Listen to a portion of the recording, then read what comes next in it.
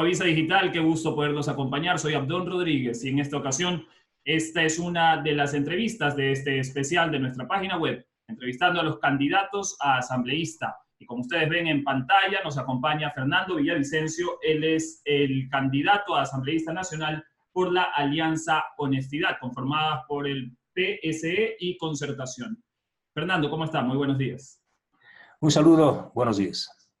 ¿Cuál es su propuesta más importante como proyecto legislativo si logra un puesto en la curul?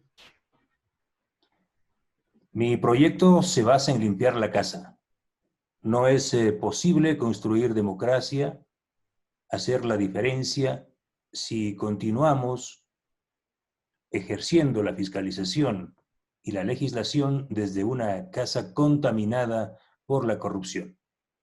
Coincido con los ciudadanos, con la gran mayoría, el 98% de ecuatorianos, de que la Asamblea Nacional es un antro de corrupción. Pero esta estructura nació a la sombra de la dictadura chavista. Fue copiada durante el correato de esta dictadura corrupta y criminal de Venezuela. Se ha convertido en los últimos 13, 14 años en nada más y nada menos que en una comisaría, en una notaría del Ejecutivo. No ha levantado proyectos de ley en servicio de los grandes sectores. Un proyecto de ley, una ley tan importante como la recuperación de los dineros de la corrupción, hasta el día de hoy no encuentra el quórum. ¿Por qué? Porque es evidente que el diablo no puede cortarse las uñas a sí misma. Esta asamblea del gran reparto, del poder, del silencio y de la impunidad, tiene que ser demolida. Allá va mi primer proyecto. Es decir, antes de llevar un proyectito de ley o de voy a fiscalizar esto, se trata de poder levantar un proyecto para demoler esta asamblea e impulsar un sistema bicameral con un Senado pequeño, con altísimo nivel ético y académico, y una Cámara baja de no más de 40. Es decir, estamos hablando en total de 70 legisladores y que no van a cobrar sueldo, van a cobrar dietas. Es decir, si trabajan, cobran. Dos cuestiones con respecto a eso. Para usted eso es lo más importante. Por ejemplo, la ley de extinción de dominio sería lo más urgente en debatir, aprobar y reformar en la Asamblea. Y dos, usted insiste en la bicameralidad de la Asamblea pese a que el proyecto ya no se le dio pie a esa idea en el actual legislativo. Mi planteamiento apunta a que quien quiera que gane la presidencia de la República responda al clamor ciudadano para demoler esta asamblea corrupta. Eso significa convocar a una consulta popular en los primeros 100 días y poner a consideración de los ciudadanos temas de trascendencia de reforma constitucional. Uno de ellos será demoler y echar abajo el Consejo de Participación Ciudadana y el otro, sin duda, levantar un parlamento bicameral. Reitero, quien quiera que gane la presidencia de la República tiene una responsabilidad moral con los ciudadanos. El 98% quiere que cambie este sistema corrupto de la Asamblea. Es decir, esto no se va a cambiar solamente eligiendo otra gente, porque el sistema es el que está podrido. Se creó un sistema hiperpresidencialista. O sea, la actitud del autoritarismo de Correa, la entrega de contratos a dedo, no es que se le ocurrió a Correa, esto está ensamblado en un sistema podrido y autoritario que tenemos que demoler. Parte de esos procesos a posteriori será sin duda aprobar esta ley de extinción de dominio. Pero déjeme decirle, yo tengo 200 expedientes que he investigado como periodista y apenas un 5%, 4% han sido judicializados. Es decir, tengo altísimo trabajo para llevar adelante en el plano de la fiscalización y también en el plano de la legislación. Con respecto a esa reforma en la Asamblea, ¿me precisa qué otros cambios usted propondría? Usted me habla de la bicameralidad. ¿Cuántos asambleístas deberían de ser? ¿Cómo estaría conformado este legislativo que usted propone? Un Senado con no más de 30 senadores. Para ser senador se requerirá mínimo tercer nivel de estudios universitarios y no tener indagaciones previas y mucho menos sentencias por delitos como violación a derechos humanos, concusión, peculado, testaferrismo y otros. Es decir, la garantía básica de que vayan al Senado, gente honrada, gente buena, es eso. Segundo, el Senado tendrá a su cargo la aprobación de las leyes que se gestionan y se construyen en la Cámara Baja.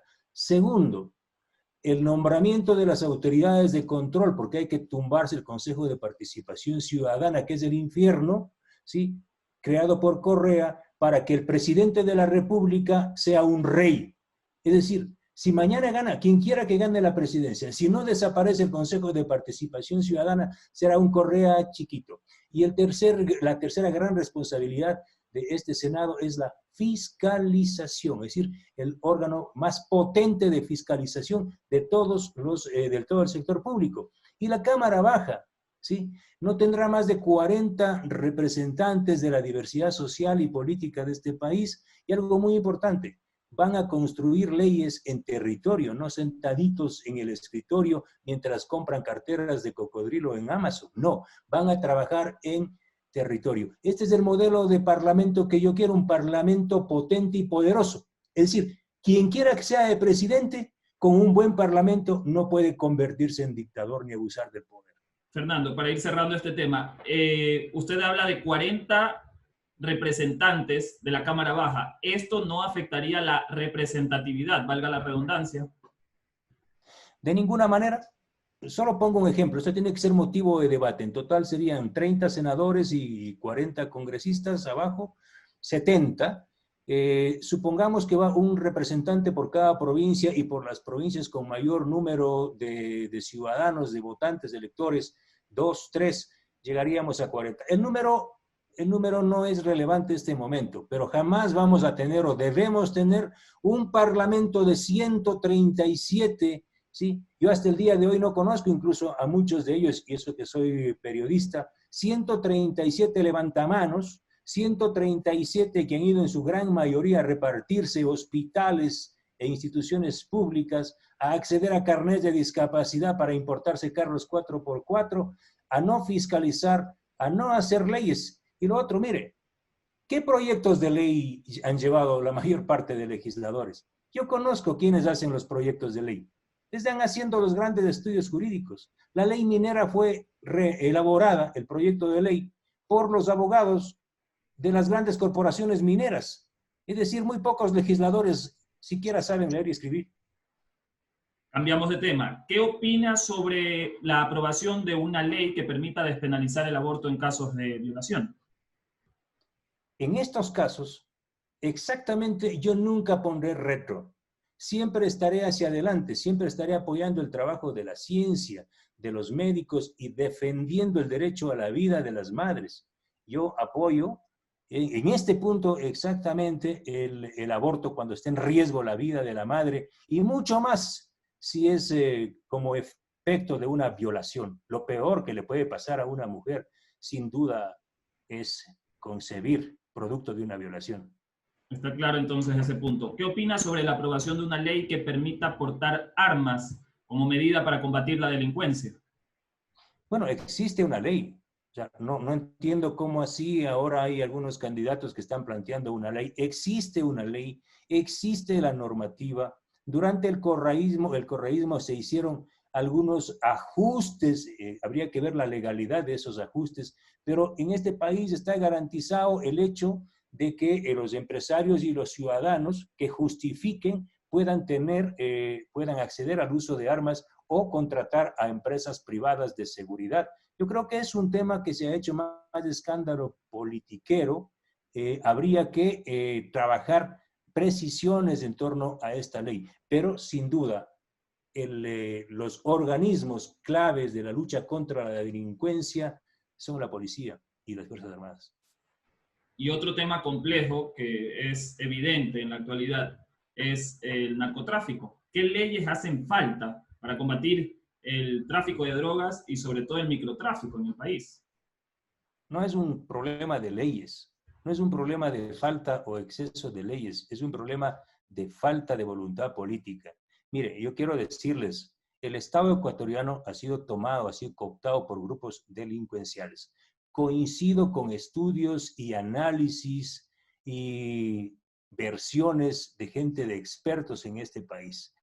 El Ecuador se ha convertido o se está convirtiendo poco a poco en un narcoestado.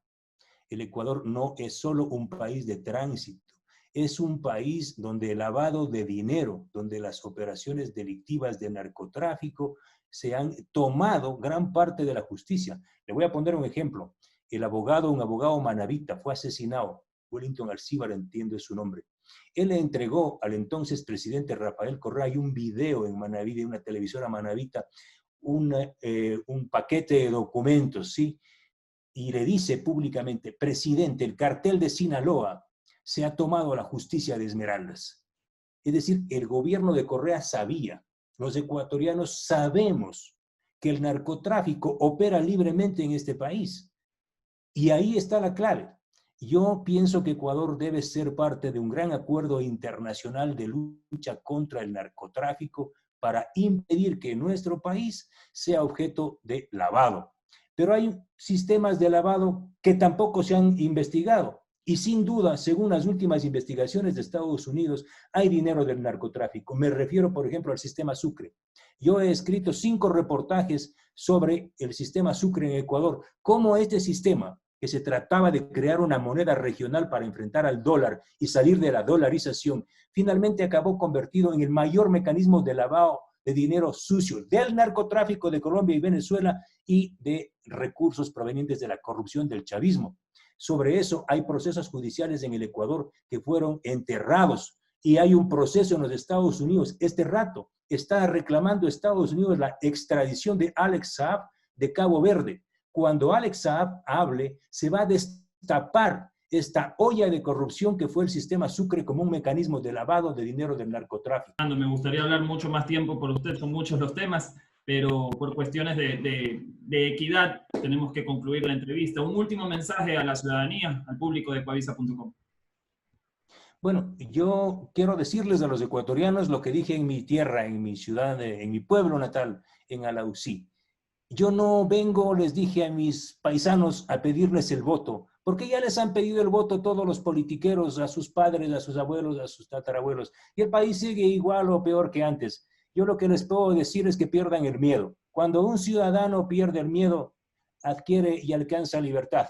Voten como seres humanos libres. Yo perdí el miedo cuando me enfrenté al correísmo, cuando investigué y escribí. Yo ya vencí a la mafia. Yo ya triunfé sobre ellos. Ustedes voten con libertad. Gracias, Fernando. Le agradezco a usted.